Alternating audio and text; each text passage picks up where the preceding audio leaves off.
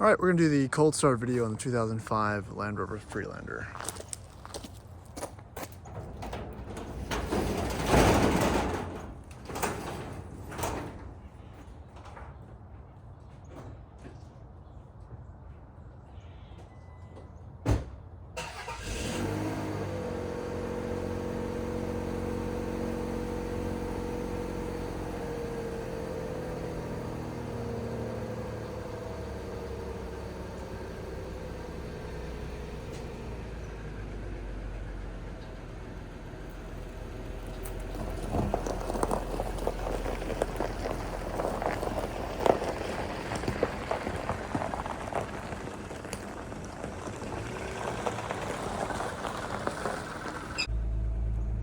Alright, so it's still warming up. We'll do a little walk around and then take it for a spin.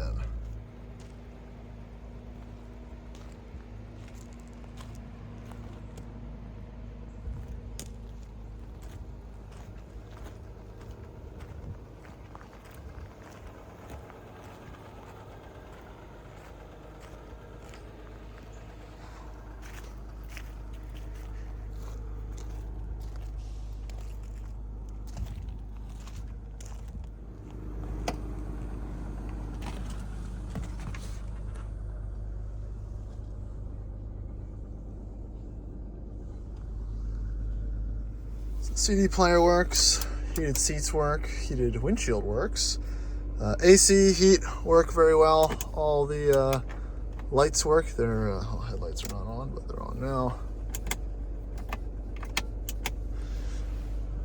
Again, I replaced the headliner because the old one was sagging. All right, let's test that rear window.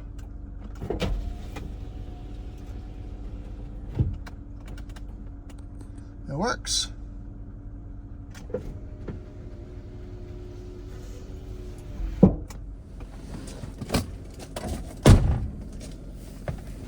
All right, let's take the Freelander for a spin. The heated seats warming up.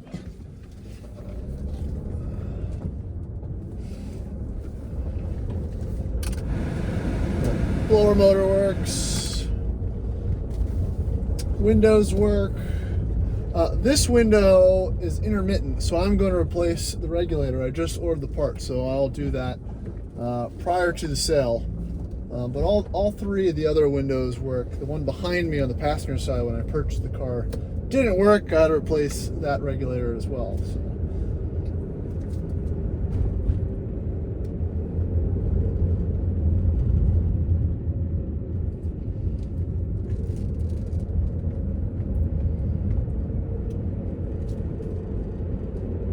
Pretty smooth ride. Now this particular Freelander, it's on very street dedicated semi-performance tire, so it rides well.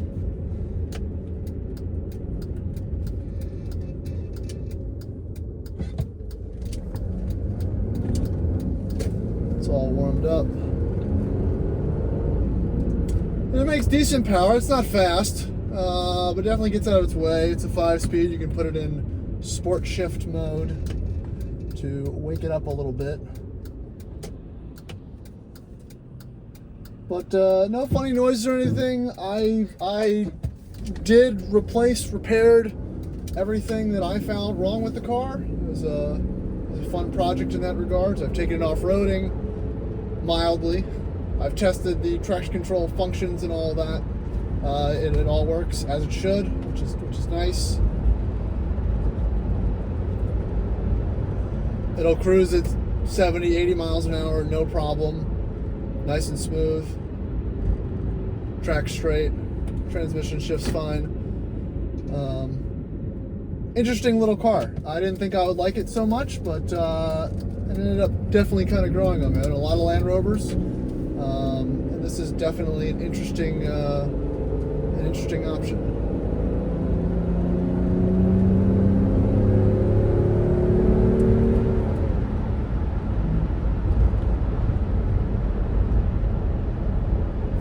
Again, not fast, but pretty good.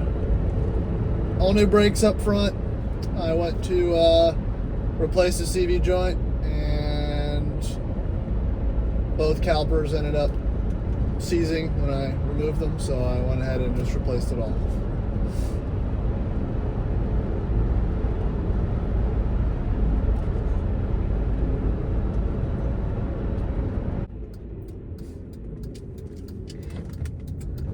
Another thing that I was very particular about with this car is using a ultra gauge to monitor the temperatures.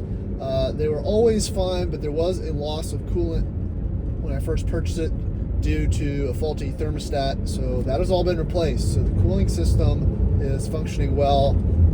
It runs low, I don't know, 205 to 10 on a hot day on the highway, and much cooler around town with the AC on. So I've put hundreds of miles on it after that was replaced to ensure that that fix has stuck. I think that's one of the reasons why, due to the location of that thermostat and the materials and how they age. I think that's one of the reasons why these historically suffer from overheating issues. But this one has been remediated.